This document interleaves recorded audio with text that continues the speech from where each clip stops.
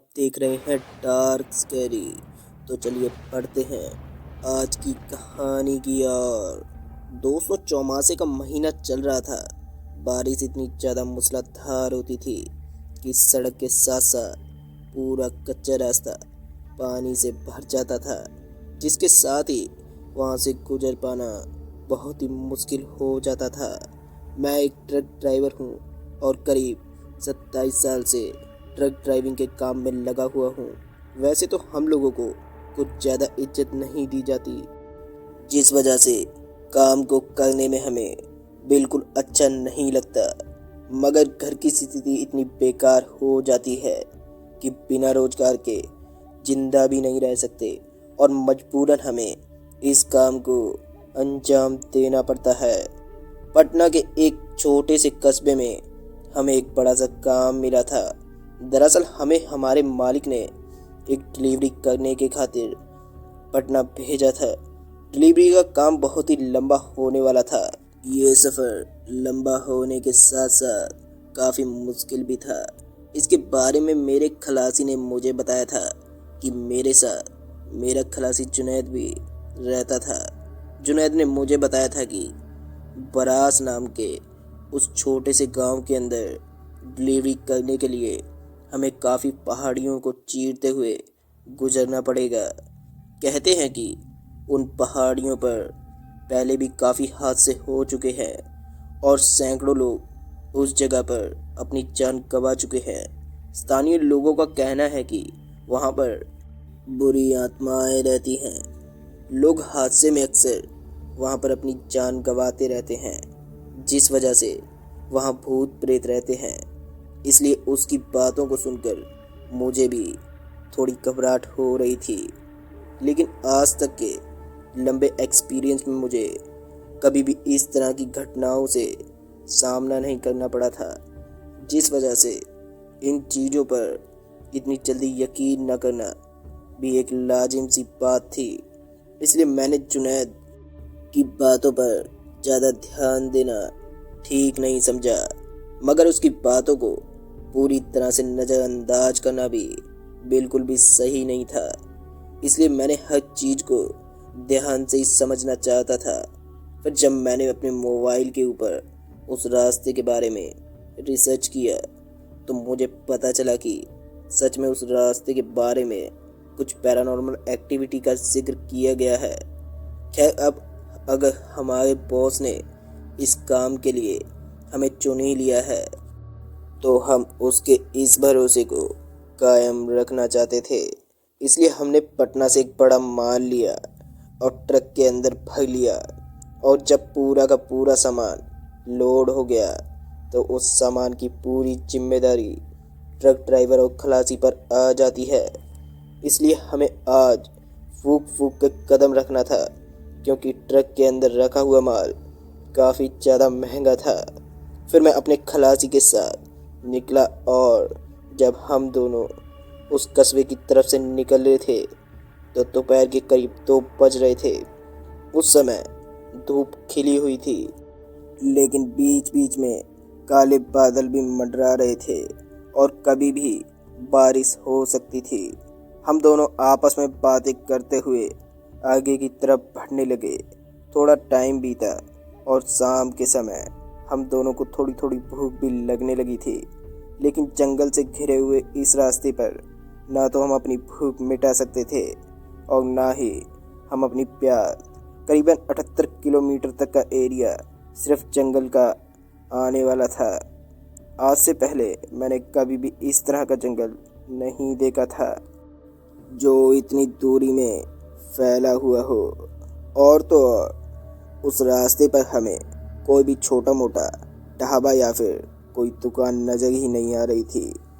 ऊपर से अब मेरा गला भी सूखता जा रहा था और मेरी सांसें भी बहटने लगी थी और इसी वक्त मुझे पानी पीने की सख्त ज़रूरत थी। फिर जब मैंने अपनी सीट के नीचे देखा तो मैंने एक पानी की बोतल को निकाला और मेरी नज़र उस पानी की बोतल पर गई तो मैंने पाया इस पानी की बोतल के अंदर बहुत ही कम पानी था, जो कि पूरी तरह से गर्म पड़ा था। फिर भी हालात मेरे कुछ ऐसे थे कि मुझे जल्द से जल्द पानी पीना पड़ा और फिर उस पानी की बोतल को सामने वाले बोर्ड पर रख दिया। इधर मेरे खलासी जुनैद का भी गला प्यास के मारे सूख गया था। हमने करीब 20 मिनट से इधर उधर पानी की तलाश करने की कोशिश की, मगर हमें वहाँ पर पानी का कोई भी स्रोत दिखाई नहीं दिया। फिर कुछ देर तक ट्रक ड्राइव करने के बाद अब चारों तरफ अंधेरा छा गया था और इस जंगल के अंदर जैसे ही अंधेरा छाया तो वहाँ की हर एक चीज़ सुनसान सी हो गई। वैसे तो वो जंगल दिन में भी काफ़ी सन्नाटे में रहता था, लेकिन रात होते ही वहाँ एक अजीब सा सन्नाटा पसर गया। मगर हमें इन चीज़ों से ज़्यादा लेना देना नहीं था। हमें तो बस जल्दी से अपनी इस डिलीवरी को पूरा करना था और हमारे ट्रक के अलावा कुछ इक्की दुक्की गाड़ियाँ ही थी जो सड़क के ऊपर गुजर रही थी। वो पूरा का पूरा हाईवे ही सुनसान हो चुका था। मगर थोड़ी दूर आगे जाने के बाद मेरे खलासी जुनैद को एक हेडपंप नज़र आने लगा। फिर जैसे ही उसकी नज़र हेडपंप पर पड़ी तो उसने मुझे ट्रक रोकने का इशारा किया और इशारा पाते ही मैंने ट्रक को साइड में लगा दिया। मैंने देखा कि वहाँ पर एक हैंडपंप लगा हुआ था और उसके अंदर से हम ठंडा और शीतल पानी ले सकते थे।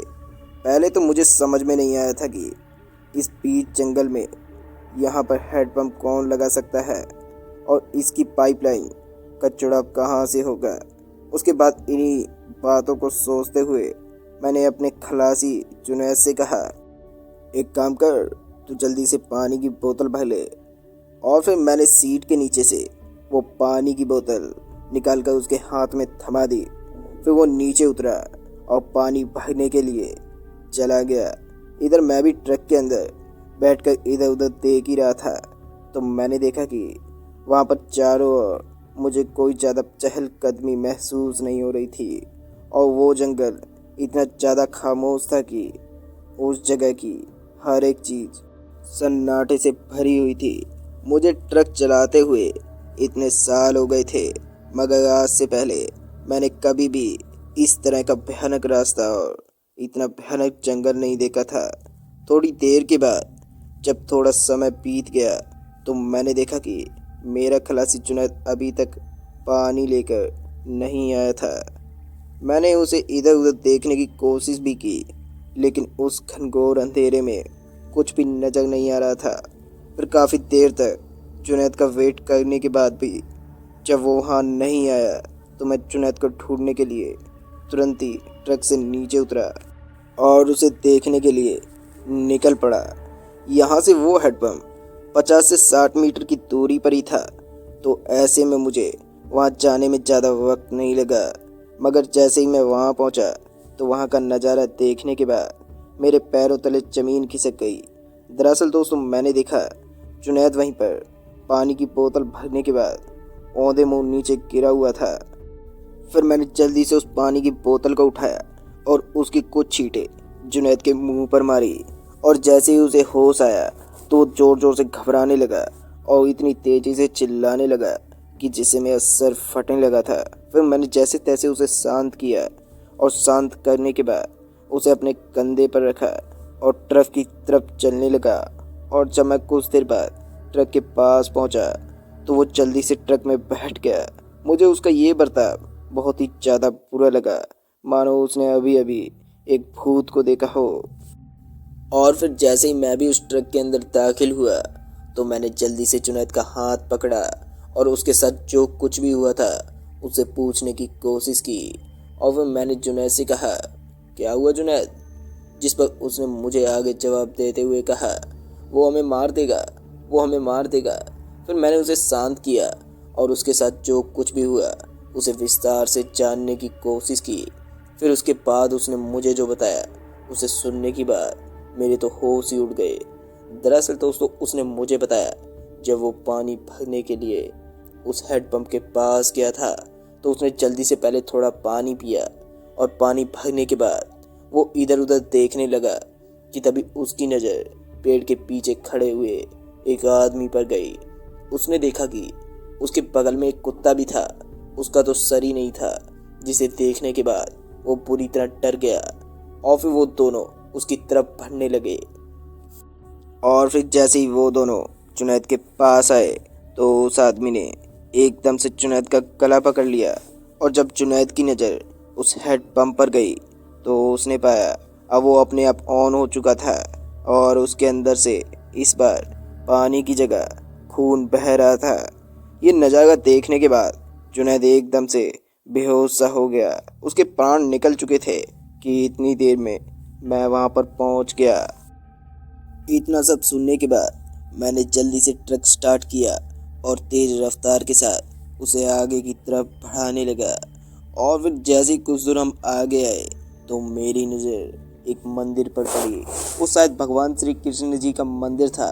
तो मैंने जल्दी से ट्रक को साइड में लगाया और जब मैंने जुनैद की तरफ देखा तो मैंने पाया अब जुनैद की हालत पहले से भी ज़्यादा बिगड़ चुकी थी।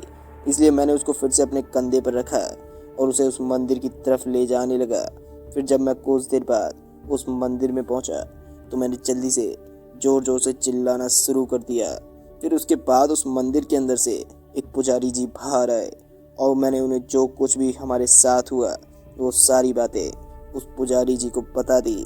फिर उसके बाद उस पुजारी जी ने जल्दी से मंत्र का जाप करना शुरू कर दिया और कुछ ही देर बाद जब जुनैद को होश आया तो उन पुजारी जी ने हमें बताया जिस हेड पंप के ऊपर जुनैद पानी भरने गया था उसके नीचे किसी की कब्र थी और शायद जुनैद ने उसकी कब्र के ऊपर अपना पैर रख दिया होगा। कोई भी भूत ये नहीं चाहता कि उसकी बेइज्जती हो, इसलिए उसने जुनैद के ऊपर हमला कर दिया होगा। दोस्तों, इतना सब सुनने के बाद मैंने आज के बाद उस रास्ते से आना जाना भी बंद कर दिया। तो दोस्तों, इस कहानी में बस इतना ही। कहानी आपको पसंद आई हो तो वीडियो को लाइक शेयर कमेंट ज़रूर कर दे। तो मैं आपका दोस्त जल्दी मिलता हूँ एक और नई कहानी के साथ।